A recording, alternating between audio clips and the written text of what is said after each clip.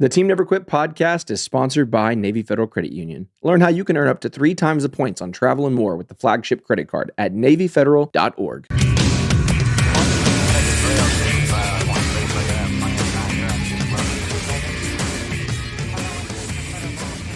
What's going on, everybody? Welcome back to another episode of the Team Never Quit podcast. It is a beautiful Monday. It's a little warm in Texas. Probably more than just a little warm, but it's hot. It's hot. It's hotter than hell. It's hot all over, I think. Yeah, that's true. Well, we like to kick these podcasts off with a Patreon question. And today's, I wasn't sure about it, but I think it'll be fun. The question today is, what would your warning label say if you had a warning label? Good one. Jay, what's yours? What would my warning label say? Prepare to be disappointed.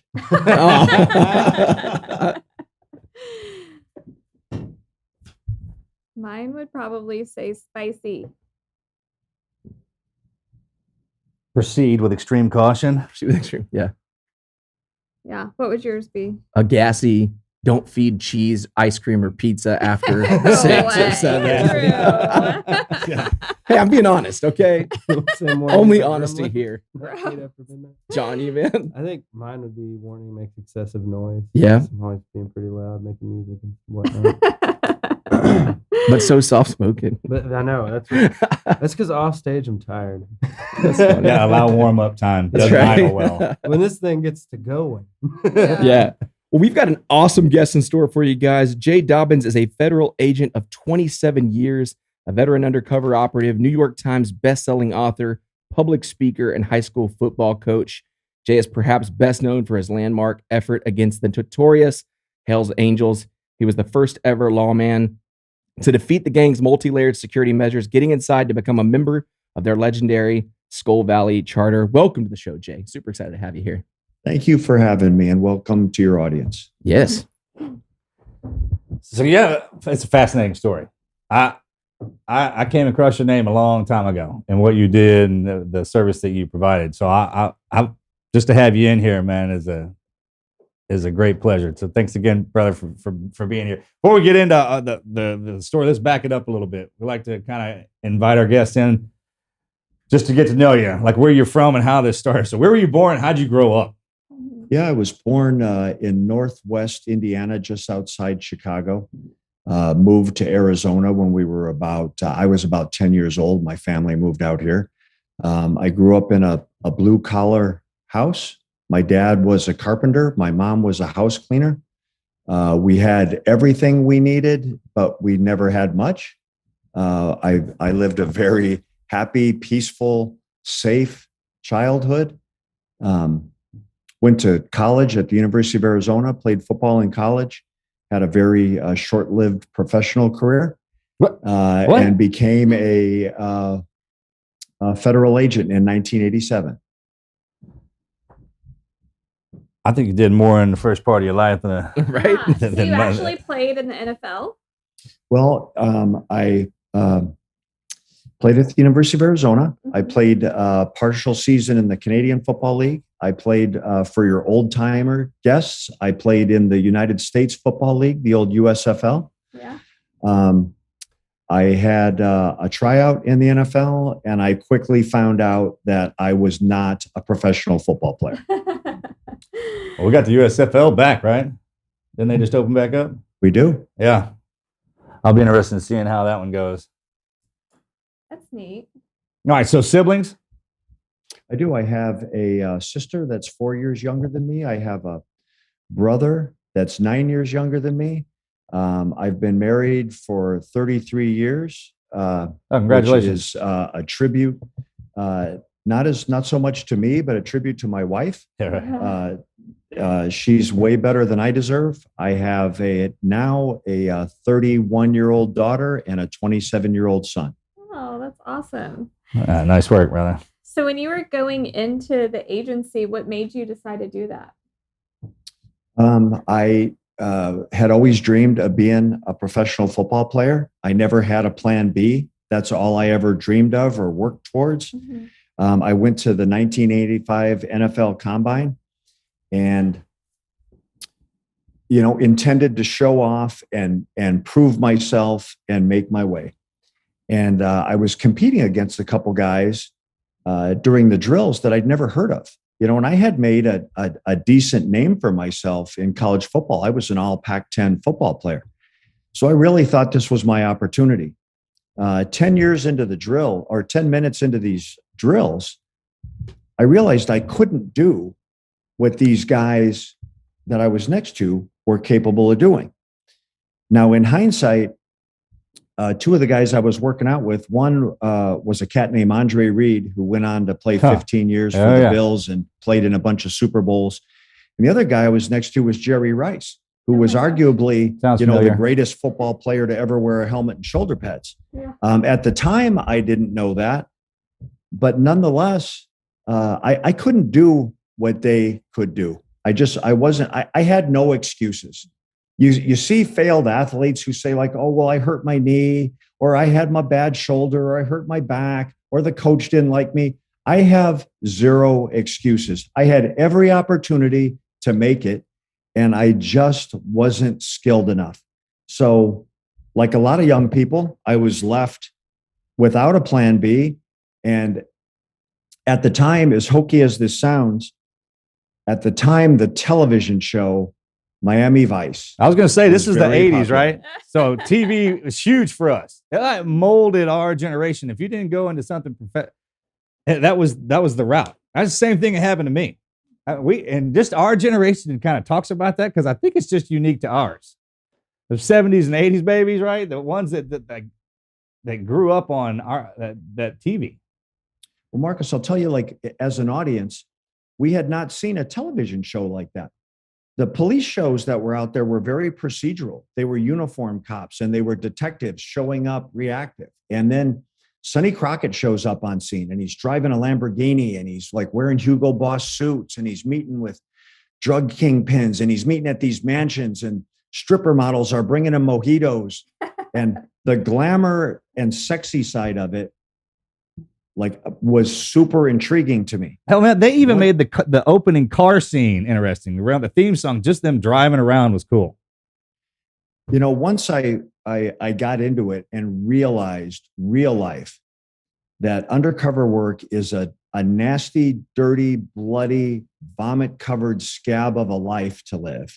Once I realized that it wasn't Hollywood, I still loved it. I loved it even more every day. What is that? Clock would go off, and I couldn't wait to go to work. What is that? That's true. That's the way it is with a lot of the jobs that we do like that. It's like, yeah, it's gnarly in here, but if you're gnarly enough to be in there, you can make a life out of it. Well, I think that that story probably equates to young people who see the glamour and sexiness of your life, of the SEAL life, and the tactics and the operators. And then when they get past the glitz, you have to love the grind. Yeah. You have to love the bad days to be great. You have to love your bad days to be great. Well, yeah. Well, you get too technical, boil it all the way down. That's what you're in there for. For Marcus, it was Charlie Sheen's Navy SEALs, that movie. That got me. that one hooked me right there. When Charlie showed up, I was like, hey, I think that's what I was put he's on doing Earth these to high do. altitude jumps and he's doing all this amazing things Right. and he's got all this equipment on him. And then when you're in the muck and the blood and we're all very familiar with your story, Marcus, it turns out to be something very much different than Hollywood sells us on. And you have to love those days. Mm-hmm. So that's what I learned while I was up there. Because I kind of went through that too. I'm like, man, I don't remember feeling that kind of what you saw on TV, because what we have to go through in real life is completely different. But I think that Hollywood's done a great job of showing our people how to respect those people in our line of work. And that's how they have to do it because of how hard it is. And there's stuff that is lost in translation, but because people come up to you and I'd be like, man, I don't know how you did that. I mean, it was awesome. And it's like, yeah, dude, trust me, there's some things I had to go through. I don't even really remember them. Right. But if it set a standard and a mark for somebody to follow, that's how you know you accomplished something in a good way. And it's tough, man. Yeah, and I think those shows and that entertainment aspect of those lives, they do serve a purpose. You look at like the Top Gun movies that are, the old movie and the new one. You got kids signing up because they believe they're going to go fly jets. And of every 10,000 kids that puts his name on a piece of paper, one of them is going to get to do that. Sure. Yeah. And you better be willing to like be in the basement of an aircraft carrier mixing up oatmeal, because that's where you might end up. Yeah. Yeah. You got to really want it. For sure. I tell you what, I remember when we would go out and do something and it was hard, I would come back in and throw those same movies on again. It was almost like watching somebody who was really good at it. You know what I'm talking about? Yeah, as motivation. Yeah. And man, I would get my butt kicked and I'd come back in, I'd watch them get their butts kicked and they'd get through it. And it's just like, hey man, that's how you're supposed to do it. And it would recycle, my head would get clear because of it. You had firsthand experience, on your movie set, that you're coaching and you're guiding these actors who are mimicking your story and your life and your dialogue and all those things. What they have that you didn't have is second takes. They miss a line, they miss a tactic. You know what? They can reset and try again. Real life, you don't get second chances. And there's the world you lived in, there's no special effects crew there loading you guys up with squibs. Like, those are real bullets, real guns, real enemies. And at the end of the day, it's life and death. Yeah. There's no silver platters with smoothies. It's counterfeit to some extent, but nonetheless glamorous. And, and it's like, as an audience, it's fun. We love that stuff. Yeah. Yeah. You get one of those directors in there that only does first takes. Yeah. I mean, you want to put some stressors on him suckers. We train him up and be like, hey, you only get one shot at this. Yeah. Peter Berg did do a really he good did it job. like it, man. He did it like really that. did. Because a lot of that stuff, I'm sorry. Yeah, he made the actors actually go through training courses with real SEALs on how to carry a weapon, how to move, how to get down and prone, like all of the things that the guys needed to do, the land warfare tactical stuff. He had a team of SEALs that trained them before the movie actually started filming. So I feel like he did a really good job. And on top of that mountain, you couldn't do a couple takes. Yeah. So it wasn't how it was working, man. It was just kind of. Well, and you guys did a wonderful job of preparing those actors, because the last thing you want from someone in the world that you're replicating for film, like a real operator, is to watch your movie or watch your show and say, we don't move like that. We don't talk like that. Yeah. That's not the right equipment. Like, to do it well, obviously the actors are beautiful and they're talented and all those things, but you want them to be authentic. Yeah. Well, that's how you know they could be gifted at what they were acting at. Mm-hmm. Like when kind of like what you went into. I mean, there's no way you could have done that job unless you were smooth, unless you were just overall like that. I mean, that's the same way it is with team guys. It's like, yeah, we can train you, man, but there is that something like you can get in there and do it. Yeah. So you're watching Miami Vice, and how do you go from being inspired from the TV show, which was super popular in that time period, to signing up? Because to do an undercover thing, it's really hard to get that. Yeah, that's a great question. Kind of like the kid that wants to fly. Going from playing football to the Top Gun pilots. Like we said, it's 1 in 10,000. Same thing for an undercover. I mean, it's almost like guys who want to fly a plane as opposed to then they get stuck or they come to find out they go driving a submarine. I mean, that's two different worlds. Yep. Well, I'll tell you what now, 30 plus years later, is a funny story. Is I got hired on a Monday in November of 1987.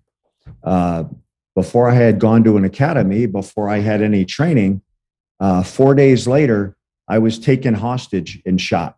Oh my gosh. I was shot point blank in the back in an arrest operation. The bullet went in my back. It traveled through my lung. It narrowly missed my heart. It exited my chest. And so I'd been on the job 4 days with the feds. We get paid every 2 weeks. I hadn't even gotten a paycheck yet. And I was laying in the dirt and the dog shit with blood coming out of my chest like you're holding your thumb over the end of a garden hose. Sure, they front loaded it for you. And, like I was saying, like, I don't remember this episode from Miami Vice. I don't remember Sonny Crockett getting blasted his first day on the job.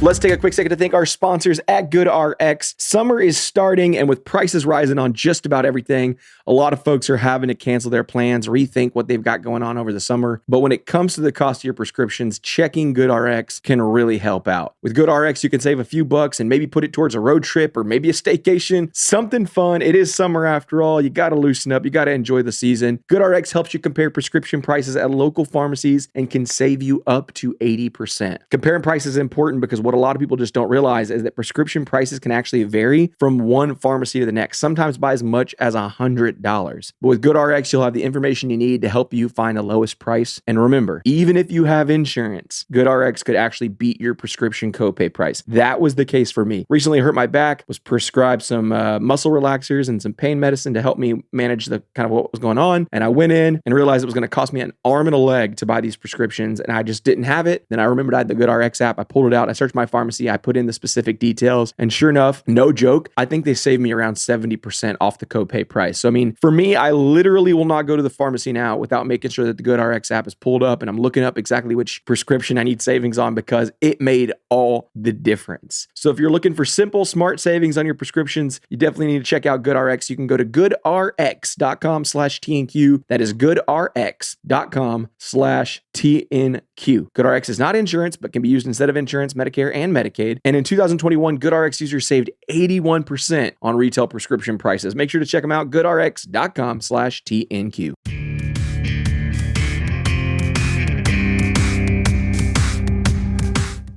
Oh my God. That was in the pilot program or the pilot. Yeah. And like when we warmed up our conversation, and I told Marcus, for your audience, it feels absurd for me to tell that story. It feels inadequate. Like, we all know what Marcus went through, losing his partners on that mountain and fighting back and falling down the mountain for years and having a team come in to try to rescue you. And then they are killed in the process, and all of that has of your story that's become so well known. For me to tell my story, it feels like I'm telling the story about stubbing my toe or getting a paper cut in comparison. Not at and all. it truly is a stubbing a toe or getting a paper cut story in comparison. It's No, totally well, different. here, okay. Well, I'll tell you what. Well, then it takes somebody like me with the creds I have to tell you that don't stop thinking like that, Yeah. because what you went through is Yeah. Wait, you just as crazy. I mean, it's super crazy. I mean, Marcus, yesterday when I told him that you were coming on, he genuinely was so excited. I know how dangerous the life. I mean, I know them guys. Yeah. I mean, that world you went to. So don't. I mean, That is You know what? I crazy. think that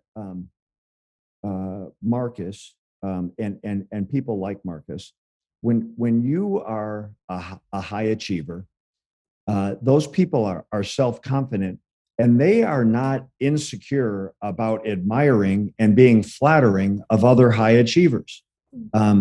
If you've lived that life and if you've done extraordinary things, you don't have to blow out somebody else's candle to make yours burn brighter. No, you no, can no. Quite quite the Yeah. opposite. Mhm. Yeah, people quite the opposite. who've done amazing things. You make them because light up. You're secure in what you did. Yeah. No, we can't wait to hear your full story. It's because quite okay. I think there's what you're saying is absolutely on point, and I think, but there's a point to when it gets so difficult in a situation that when it changes you back, it makes you reflect back on everything, and you can also look at other people and what they're going through, and really have an appreciation for how hard it is. If anything, that's what it did to me. I would assume that the amount of attention that your story got, the people that are insecure out there in the world are the ones that spoke up with criticism, because they know, like, I could never do that. I would never survive that. And the only way for me to feel good or feel an equal is to cut Marcus down at the knees and bring him down to my level, because I'm not capable of rising to his level. And that's an unfortunate personality trait of some people. Yeah. Yeah, but there's an armor that comes with what I had to go through. It creates a shield for that. Yeah. and a team of people around him Yeah. that were around him in the teams that really kept a shield around him, saying like, we know what you went through, and we're glad you're alive. And So- ultimately, whose respect do you want and do you care for? Mhm. There's people out there that are going to say bad or negative things. Man, like, I don't think you need to spend too much time worrying about those. Yeah. You worry about the people whose respect that you want to hold on to. Yeah, we don't. We I don't. don't even. Yeah, we don't even I don't even have listen to anything. any naysayers or anything like that, and I hope you don't either. So when you did go to your Yeah, I just want to know. I'm sorry, I didn't mean to interrupt, but I mean the transition from a football player to getting that in your head. I remember when I had to leave college to go into that's a huge step. It was trial by fire, sure. And you know what? And like I said earlier, I did not grow up in some like rough, impoverished childhood that life's experiences built me for the street. It was a matter of like studying the enemy and integrating and being smart and trying to be intellectual about it to assimilate into that world from someone who was not like really a street person, to be able to like thrive and survive in the criminal element. But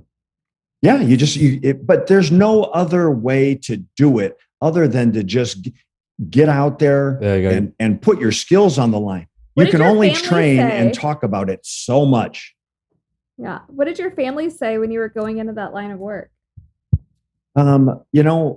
Like I was doing that job before I met my wife and before my kids were born. So they knew no different. They never knew me as anything other than that guy.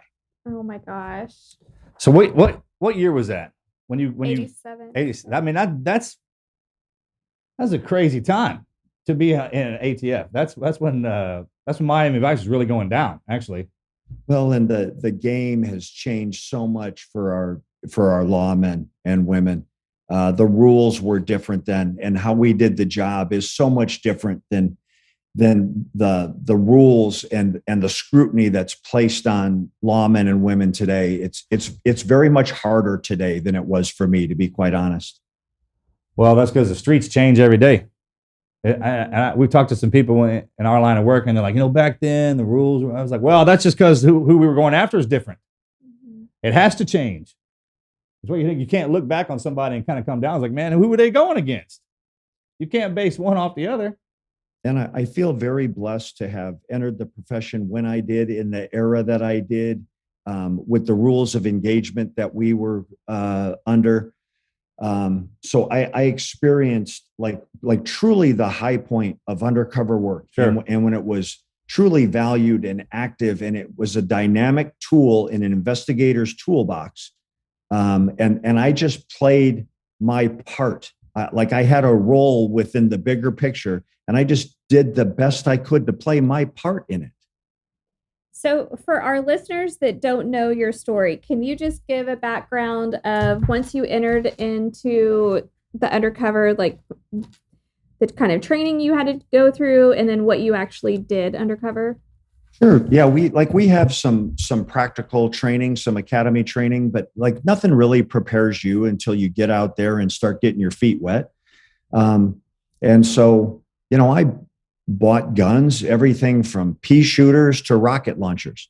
I bought bombs, everything from homemade PVC pipe bombs to servo-activated remote-controlled C4 devices. I bought drugs from 8 balls on the street that were like so stepped on with baby laxative. There was barely any cocaine in the package, up to cartel level kilo dope. I did murder for hire cases where I played a contract killer. I infiltrated home invasion crews that were drug crews that were ripping off their adversaries and their opponents.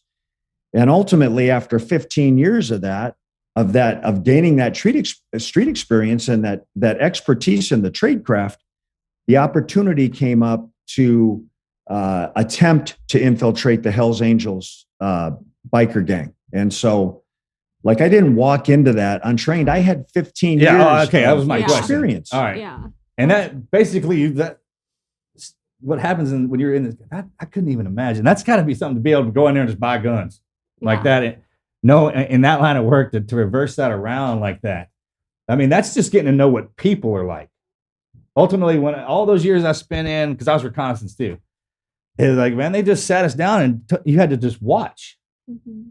And a lot of times you can't talk, so you had to sit and listen, right? And just that in itself, first of all, it's a great life because you truly see what's living out there. I mean, and you can recognize it in different people. Like when they walk up, like, hey, this is so and so. This is kind of how he is, how she is. This is how it's going to go down, kind of deal. I mean, in 15 years of watching, because you can't just walk into the Angels like that and be everything's everything. No freaking way. With those guys, it's not like you walked up to the front door and asked for an application. That's not how that works, right? No, it doesn't. I mean, I'm not an angel, but I know something like I don't think that's how you can do that. Well, and to be honest with you, when the opportunity was presented to me, I told the case agent, I think I could probably name 10 agents who are better suited to play this role for you than I am. Because like I wasn't a biker investigator. I had played this like white trash, quasi hitman, gun runner, debt collector. And there were guys who had focused their careers on outlaw motorcycle gangs. But the case agent convinced me, like, you're the guy I want, and I want to roll with you. And so I'm sorry to be interrupted, man, but is this just like the 80s? So you were this badass street dude, and then the guy in the suit came up and was like, no, you're my guy. Yeah, and is that how it worked? I'm not really? even necessarily sure that in the grand scheme of things, I was even all that great at it. But I'll tell you what I was good at is I was always willing. I was always willing to try. I didn't always succeed. I failed at times. I made mistakes, but I was always willing to raise my hand for the cases that other people didn't want to take because they were either considered impossible or too dangerous. Or I always put my hand up and said, I will try. I can't promise you the result, but I will try. So where'd that conversation go down at when they were like, hey, this is what you was it in the office or was he buying you lunch? He's like, by the way, this is what you're going to have to do. Marcus is picturing, I know in Marcus's mind, he's picturing this like skinny guy in a suit with a briefcase coming to you and saying, the complete opposite, right? Yeah, you're right. The complete opposite of what has to go out into the streets is the guy that tells you to go out there. Yeah. Actually the case agent was like a dynamic and very much badass investigator. Oh, nice. Oh, good. My case agent was a guy named Joe Slatella. And I've said many times publicly and privately, if my kids were kidnapped and I could pick one person on the planet to investigate it, figure out who had them, go rescue them, and then get some street justice for that situation, it would have been Joe Slatella. So, so he's a badass human being. Those are the guys you want running stuff. So, and when he came and asked me and then convinced me to join forces with him, It was an easy decision because Joe was a boss who wasn't going to ask me to do anything that he either hadn't done himself or wasn't willing to do himself. That's good. Them guys are great. Yeah. There's not very many of them running around. It's easy to work for a guy like that has your back and understands where you're at and what you're up against. It's easy to run through a block wall for that guy versus the guy who's never done it and is going to go tell you to go do something that he doesn't have the balls to even try. Yeah, that's the difference between following a line that a guy made as opposed to trying to walk it. You know what I mean? It was like, it's not even a question. I get that. Our leadership was like that too, man. You just wanted to be behind them to work your way up because they set a standard for you. Those are powerful men. Yeah, they're great. The leadership in whatever it is we do, like there's a common denominator out there, and I think Marcus, your world probably operated the same. You identify your mission, you identify your objective, you open up lines of communication with people to discuss, the best way to handle something.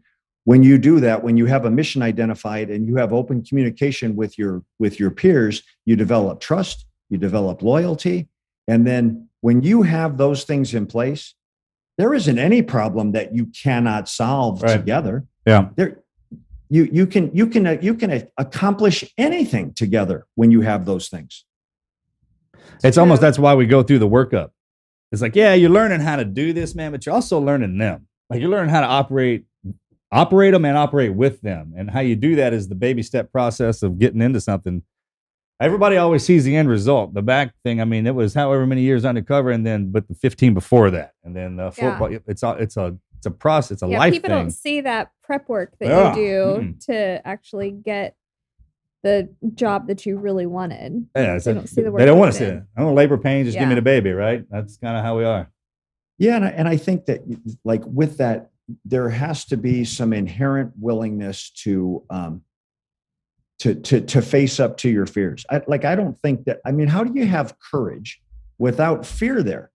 Well, if there's not some kind of fear, then where does the courage come from to stand up to it and try to see if you can solve the problem, accomplish the mission? Oh, well, fear and courage, that's the same thing. Mhm. It starts out as fear. That's how you know the courage will be there. It's almost as if the chemical that goes into creating that courage manifests itself in the actual situation. Yeah.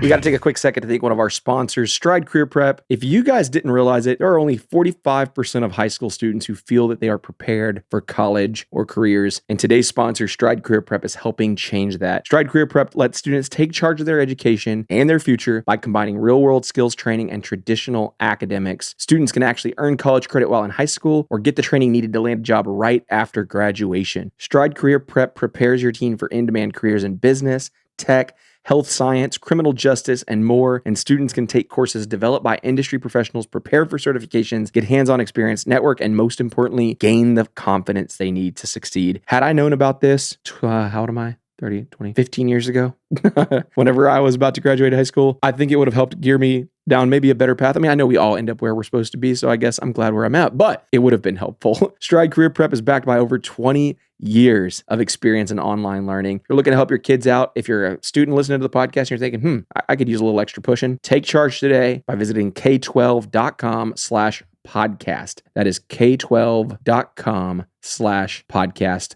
Make sure to check it out.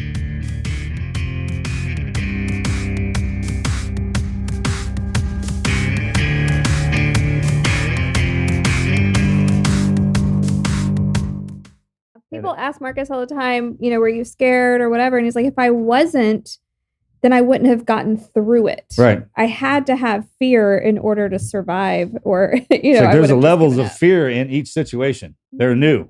That's how, and you know that because when you get up and you go into it, it's still there. Otherwise, it's like, man, I went through one thing. There shouldn't be any more fear. Yeah. Each has its own little thing. And the tougher the situation, like if you and I were together and went into something, That would be something. like if it was me and you sitting there and everything started falling apart, it'd be a while before me and you started freaking out. Yeah. Yeah, and I think that you want to surround yourself with with smart people and intelligent people that can like be courageous, but at the same time, like make proper risk assessment, man. Like if you got someone who has no fear, Mhm. like that recklessness, Shit, yeah, you got to have the other side can with get them. someone Yeah, that yeah. can make things worse. Yeah. And that's the beautiful part about what we do, man, is you got to spend a lot of time identifying what's what and what's inside that sucker. Mhm. Like, hey, man, this is my fearless guy. This guy's got a lot of it, but there's something inside of him. When he gets a little fear in him, man, he goes. And then there's everything in between. And then the mission presents itself. And then you got to see how they adapt into that. That's why in our fields, man, it's nothing but training. Every scenario, you're scared to death, right? It's that fuel's in there. So when life in itself shows up, you're like, whew. And then after we go through it, it's like taking that test. You immediately know what you did right, wrong, and then you learn, and then you go. We don't really care for the grade. It's like, hey, you did well, go. Well, and I think it's good to have that reckless, like kind of blind, fearless guy on your team too, to like that he serves a purpose, but you have to know in advance, like, Yeah, hey, we who may he have to is. judge this guy's leash. Yeah. Which one is he? Yeah, we may Marcus have to judge says this they're guy's the- leash. He has some guys that were on his team that he says, those are the guys that would stay behind glass and you only break when needed. We got them. Man, they exist, really. I mean, we hide them. People don't, I mean, you don't even see them. We don't even talk about them, really. But you Yeah. can't imagine what's here. Yeah. what lives here.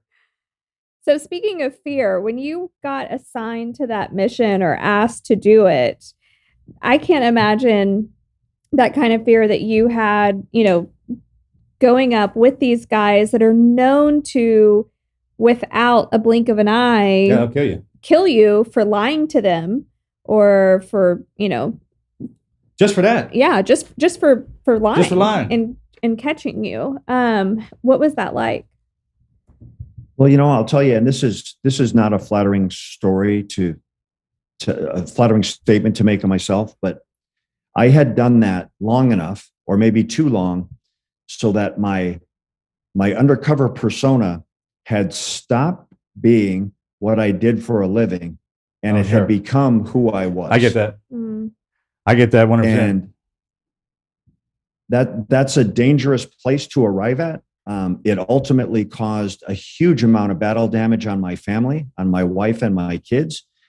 The mission and the objective, and me being in this undercover role, had become the most important thing in my life. It had become more important than my wife and my kids and my friends. And that, like I said, that's not a flattering statement to make of myself, but it's nonetheless true. And if I wasn't open and transparent about that with you, then everything else I say to you today is counterfeit. Mm-hmm. Well, and you almost have to be, because if your mind, not almost, you got yeah, because if your mind is even thinking like, okay, I'm going to go home and flip the switch off, then you're caught. You're caught in your job, because there's a story. I came home. I'd been on the road for an extended period of time on an operation, and I'm in role, and my wife told me, you cannot be gone and then walk in this house and speak to me and our kids like we're street people. And my reaction, my self-defense reaction to that was like, I am not a light switch. I can't turn this on and off. Mm-hmm. People who treat what I do as a hobby end up dead. I have to stay on. And then her response was, when you walk in this house, you better install a dimmer switch and dial that attitude down. And if you can't, don't come back. I like her. Loving wives, boy. Yeah, that's good.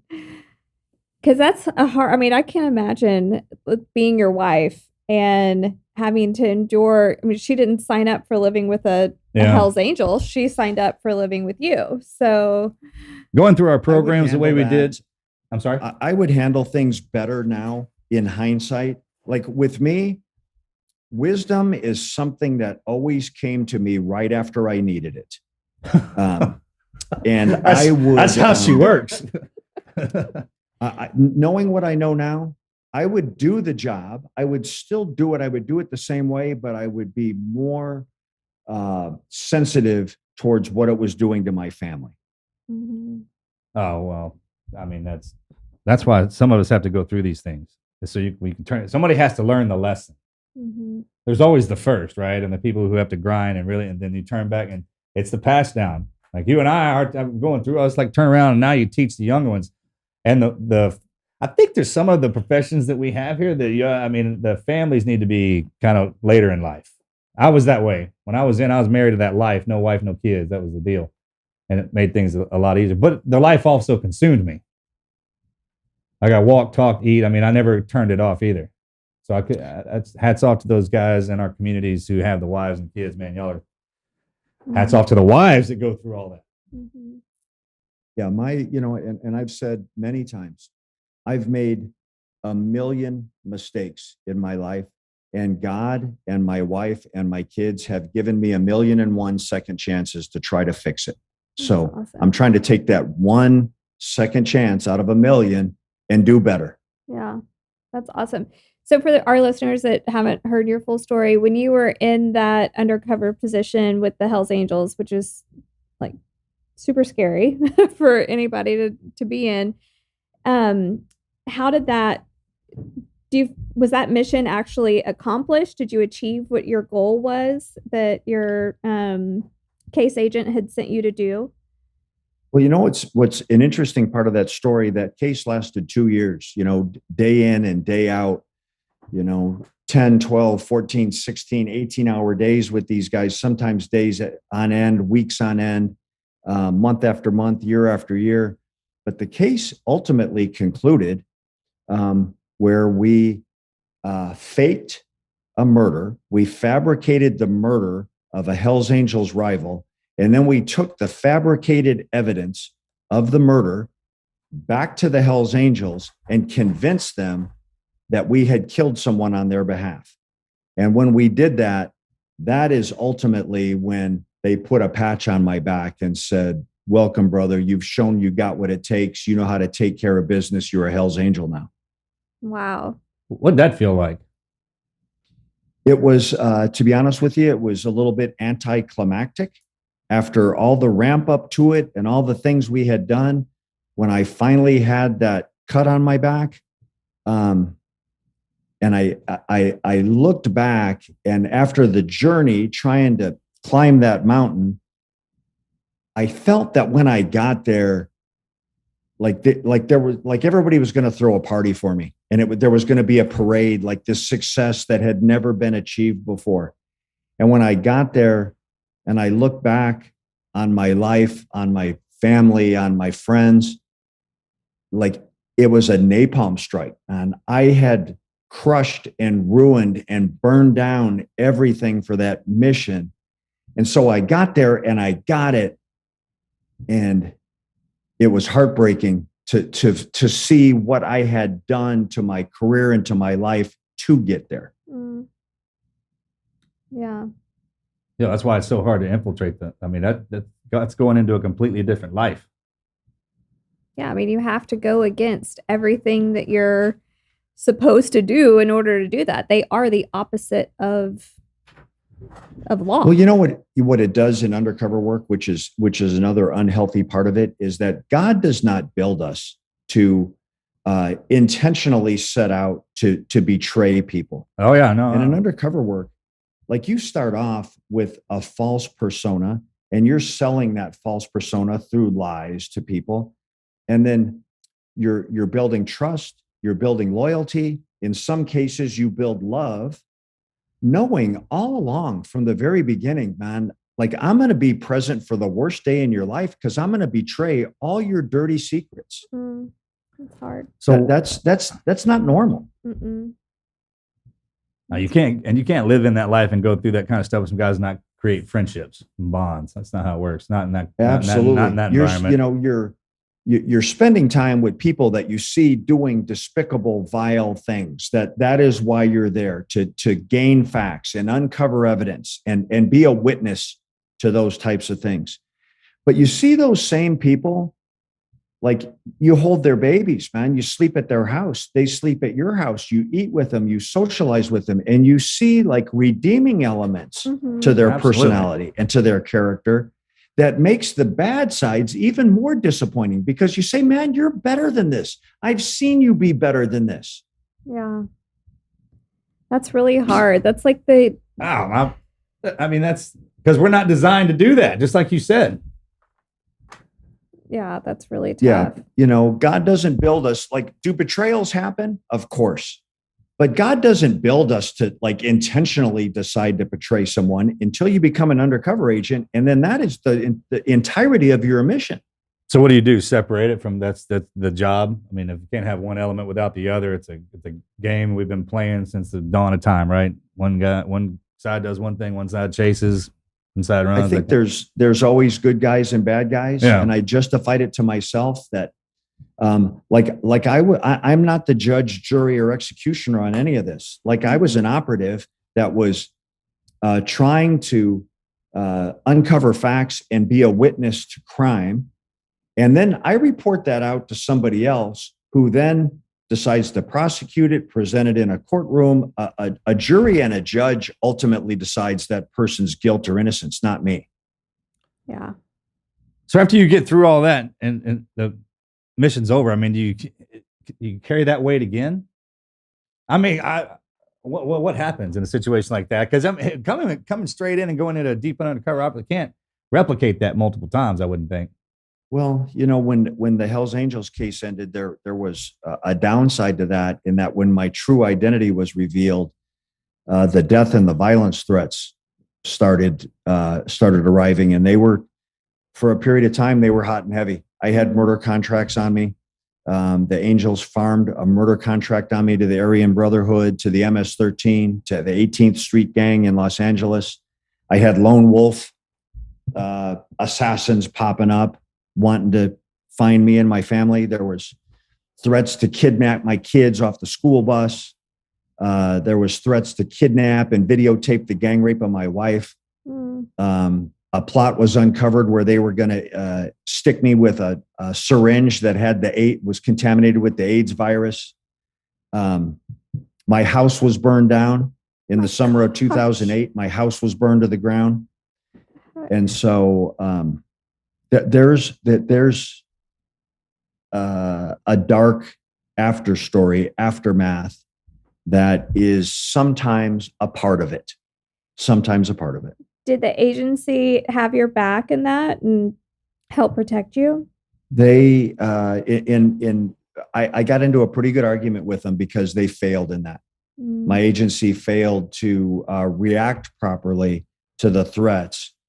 And basically I was told the threat package against you is too massive and it's too expansive and you're on your own.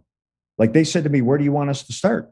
You want us to start with the Hells Angels? Okay, we'll start there. Or maybe the Aryan Brotherhood or the MS-13 or 18th Street or these lone wolves.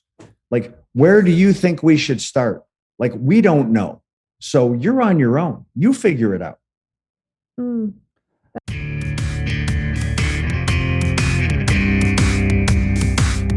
Hey guys, let's take a second to thank our sponsors over at Fabric Life Insurance. It's time, parents.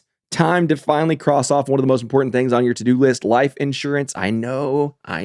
It sounds scary. It's not. It is summer. The last thing you want to be thinking about is life insurance. But hear me out, especially for all you parents out there. Fabric has incredible term life insurance policies that can be customized to your family, and you can be up and running in just 10 minutes. All right, then you can get back to enjoy that summer worry-free, because your family is going to be protected and you're going to have a lot of peace of mind knowing that. Fabric was built by parents for parents to help make it easier to manage your family's finances. They're all online, so everything is on your schedule. You don't need to schedule anything or make time for phone calls or appointments. Just apply online when it's convenient for you. It takes less than 10 minutes to apply. You get to see your quote and then personalize your quote to fit your family's needs. You can be offered coverage instantly with no health exam required. Fabric's newer, lower prices mean significant savings over other providers with great quality policies, like $1 million in coverage for less than $1 per day. Now, they have over 1,600 five-star reviews on trustpilot.com, and they are fully backed by Vanis Life, one of the most trusted names in life insurance since 1847. So you can feel confident knowing that you're getting a high-quality policy that is perfect for your family. They've got a 30-day money-back guarantee. You can cancel at any time, and their online hub lets you handle all your family finances in one place, not just life insurance. You can create a will, you can start your kids' college savings plan, you can even set up a rainy day savings. That's tough. That's the stuff they don't explain in the beginning, right? Yeah. And, I will say this, in the end, like after we've gotten through all that, the threats and then the dispute with how they were reacted to, like, I am not bitter. I love ATF. I love the men and women with their boots on the ground trying to, do a dangerous job and keep us safe. I ran into a perfect storm, a perfect management storm of incompetence and insecurity and power corruption. And that was not the normal. It's happened to be who was overseeing me at the time. You're talking about the Angels or the guys that you Yeah, did? the ATF. You're talking about your squad? Yeah. Your squad was just as bad as them? Yeah. Yeah, worse in some ways because they're supposed to act like that. The other side is supposed to act like that. We are supposed to be better than that. Right. Yeah, that's terrible. So do you go back in and that create the program how it's supposed to work? Hopefully it helped. But I will tell you this, anybody that ever intends harm on any of us or is adversarial to any of us, the best payback we can have is just to live a good, happy life. Yeah. That'll frustrate them more than anything. Like, hey man, I'm trying to live a good life and I'm happy. I'm not bitter. I'm not burning for anybody. I'm moving forward. Mm-hmm. That's one of the differences between the government and everybody else, man, is that when that happens to them, they learn. Mm-hmm. And then they also apply it. Like they're stronger than they've ever been, probably. Well, us is like we don't apply that logic sometimes. Like, what do we do right? What do we do wrong? Yeah, and I think in a perfect world, that is the case. But it works on the other side of the equation. So, like, if we look at our mistakes and say, "Hey, I don't want to repeat this. This is what I did, and this is how I fix it or avoid it in the future." The Hell's Angels are doing the exact same thing. Yeah. If they're doing it right. Mm-hmm. They'll got fix smarter too. Of course. So was that your last? Did you retire after that? Because that had to be so stressful. Actually, to be honest with you, I was so overboard in undercover work. I came out of that case and continued to serve as an undercover operative until the threats got so stupid that the agency just said, you can't do this anymore. But I went out and even after that case, did a couple murder for hires and some home invasion cases. And one thing that I'm very proud of, and as simple as it is, my very last day on the job, I went out with a local narcotics task force and bought some street dope. I was like, I want to leave the same way I came in. Yeah. I don't want to leave, getting beat down and in a dispute with my agency. I want to leave with at least something in my heart, in my head, that I feel good about. I wanted to feel like I left winning, not losing. Yeah. Talk about that day. Yeah.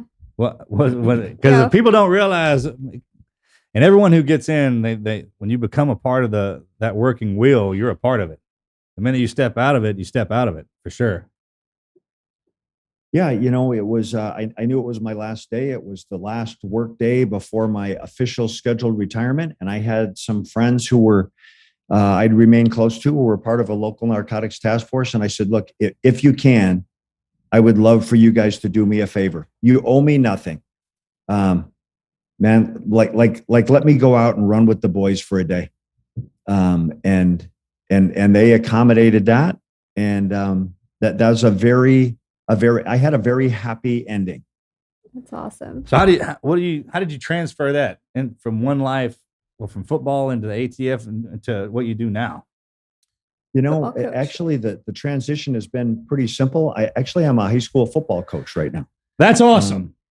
By the way, this is the best part when you find stuff about your teachers that you didn't know, your coach. You know what I'm talking about? Yeah. It's like you see somebody and you're just kind of like, oh, it's Coach so-and-so, whatever. And then you're like, no, man, you know what that freaking did? You know what I'm talking about? It's like a game changer right when you hear that. Like your players, what they think of you. You know what? I don't keep anything from them, but I don't advertise it to them either. I let them kind of go through their own process. But so many of the lessons that we learn through this life apply to the sports field and especially apply to football. Yeah. And so in addition to trying to teach them football skills, like probably more importantly, we're trying to teach them life skills. Yeah. 100%. Yeah. I mean, everything that you learn, what you take from the experience, but it's also what you take from the people. And you regurgitate that in yourself and the experience kind of hammer that home. And it's important that we pass that down to the kids. Yeah, you're teaching them to be men. Well, one of the things I tell them, which like Marcus, like this is, this will hit home for you, is that when we can succeed and no one cares about who gets the credit for the success, you know what? Now we're on to something. Yeah. When we can achieve and no one cares who gets the credit for the achievement, now we're heading in the right direction. Yeah, it's when we did. We got it done. Yeah. And life itself, in a lot of the programs that we go through, when you go in the beginning, I remember this. I talk about this too sometimes, especially when we were going through in SEAL training Hell Week. There's a moment when you're like, oh, I made it through that. I did this, I did that, to where you shift and you start saying, hey, we made it. We got this done. And then when you rotate in the teams, it's all about us, not I, that kind of deal. And then, the victory comes through all of us. Like if you're there doing your part to watch everybody else succeed because of how happy it makes you watching them be happy and do well. Mm-hmm. Yeah. It's tough to get there, but it's possible. there's these simple mantras you learn, like through this life that translate to these kids. I tell them all the time, if you want someone to remember your name, you're going to have to do something they can never forget. Yeah. Like it just doesn't come to you. If you want something you've never had before, you're going to have to do things that you've never done before to get it. Yeah. Was there any moment not just during that 2-year time period, but any in your 27 time period that you were just like, this is too much. I have to quit. Like, this is just, I can't be two different people. I'll tell you a story that probably fits that. And it was the worst day of my life, and it was the best day of my life within the same moment. So I'd go out on these missions, and I'd be gone for an extended period of time. And every time I'd come home, I would do the bare minimum I had to do to keep my family functioning, pay the bills, mow the grass, pat the kids on the head, have a cup of coffee with my wife, because I could not wait to get back and be smoking and joking with gangsters. And every time I'd leave the house, my son, who was a little boy at the time, 8-10 years old, would run out in the yard and say, "Dad, don't leave yet." And he'd pull a rock out of the yard and he'd give me a little stone. And for years, I had collected these stones. I had hundreds of them. I kept them in my pocket. They were in the saddlebags of my motorcycle, my undercover car, my undercover house. I was handing them out to my partners because there was a blessing on them. So right before we go finish the case with the fabricated murder, I'm getting ready to leave, and Jackie does the same thing. "Dad, don't leave yet." And he comes running up and he's like, "I've been saving this rock for you. It's special. It's shaped like a heart." And I'm a 40-year-old father trying to comfort my 10-year-old son. And I said, "Dude, all the things that I've been missing with you, I'm going to catch up with. I'm almost done. We're going to ride bikes and play catch and go to the movies and read books, and we're going to wrestle. And it's all because of your good luck charms. And they work so good. I've been handing them out to my partners." And this little boy's standing on my driveway, and tears start running down his cheeks. And he's standing there with no shirt and no shoes. And he said, "Dad, those aren't good luck charms, and they were only for you. You shouldn't have given them to anybody else." Oh, and I'm looking at him, and I couldn't process what they were. And he's like, "Those were for you to put in your pocket. And every time you thought someone was going to hurt you, you could put your hand in there and touch it. And it would be like me being there to help you fight them back." That is what I had done to my son. That is what I had done to my kids in this overzealous effort to be Donnie Brasco Part 2 and change the world. It was the best day of my life because my son had taught me what my real job was. And it was the worst day of my life because I'd realized how badly I'd been failing at it. That makes me cry. That is so sweet.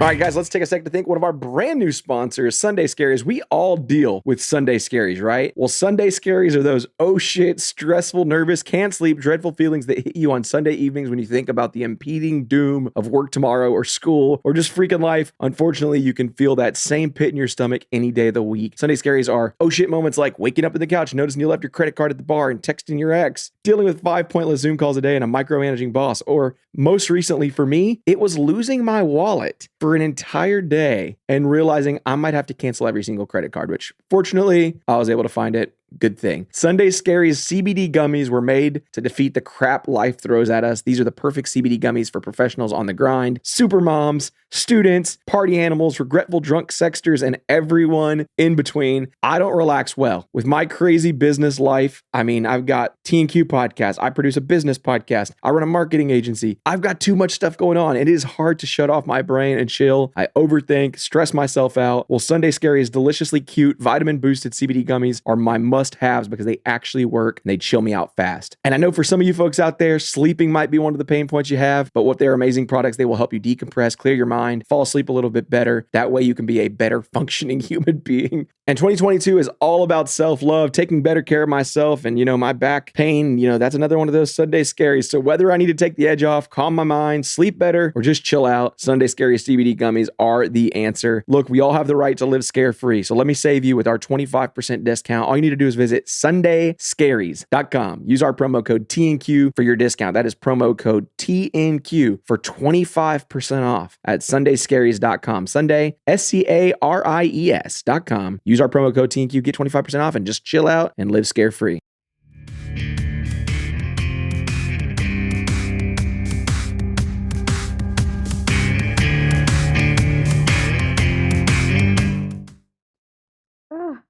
Kids, boy, they can bring some levity quick. Yeah.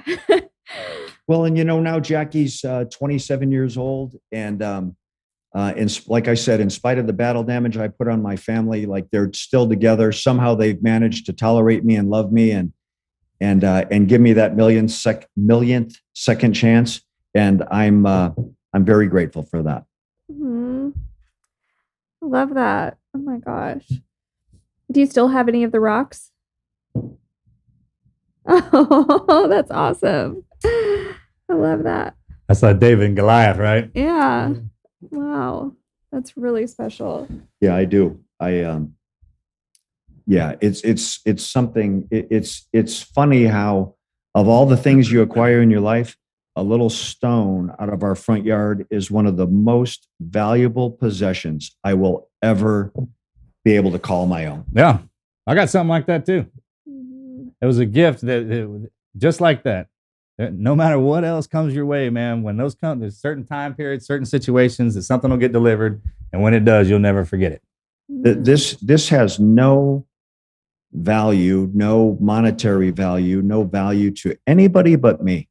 Yeah. But it's like immensely important to me. That's awesome.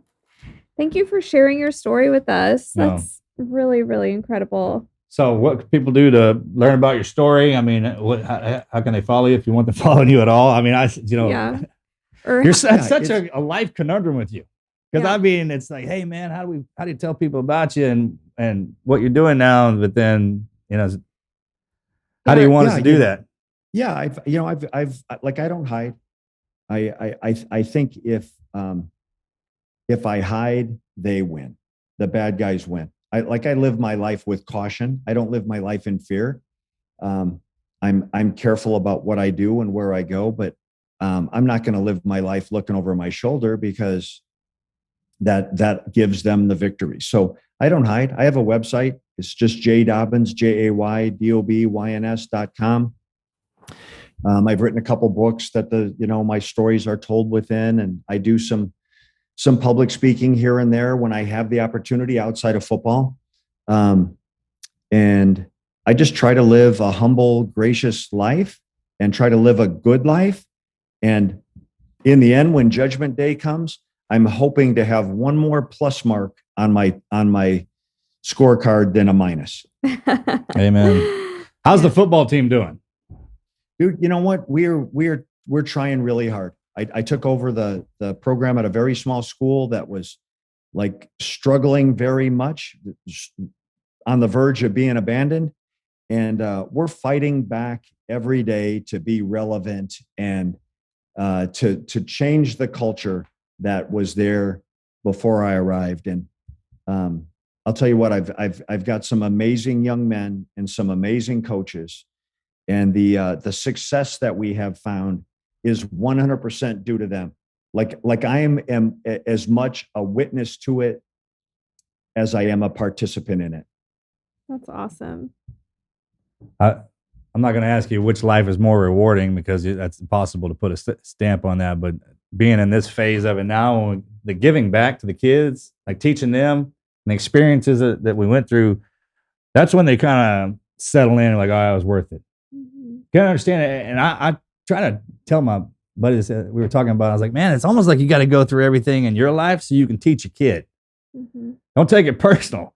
Like somebody had to learn the damn lesson. Which one you want it to be? So if I had to look at it like I was taking the pain from my kid, because, life's going to teach him something, then that makes it all right. Well, I tell the kids I coach, and my own kids for that matter, like let me talk to you about my mistakes and my failures so that you don't have to repeat them. Don't reinvent the wheel. Yeah. Life is about making mistakes. You're going to go do things wrong, but make your own mistakes. Don't remake mine. I can tell you how they turn out, and it's not very good. Yeah. Yeah. For real. I feel that. That's how I am we have a 24-year-old and I'm the same way. I'm like, don't make the mistakes I had. I hit them from the unoriginal side. I'm like, don't be unoriginal. Don't be doing the stuff I did. Go get something new. One, so I can be entertained, and two, so I can teach you a lesson. Yeah. Well, and ultimately, like for you guys, with new babies, man, like I know me, like I rarely put my head on the pillow where I don't look at the mistakes that I made that day, things I said that I shouldn't have said, or didn't say that I should have said, things I didn't do. I'm very self-critical. And I think all of us just raising kids, we're doing the very best we can with the circumstances and the situations in front of us. And some days we get it right. Some days we get it wrong. But if you just keep trying, it'll be fine. Yeah. Man, I boiled it down all the way to just like getting through the day as a pass or fail. Like everyone's like, hey, what kind of grade I make? And I was like, man, I said you did all right. Get out of there, right? It's like, what? Ain't that the truth? You know what I'm talking about? Like in the beginning, people were like, well, I want this and the other. And then when you get enough life in you, it's like, hey, man, we got to the other day. Freaking good.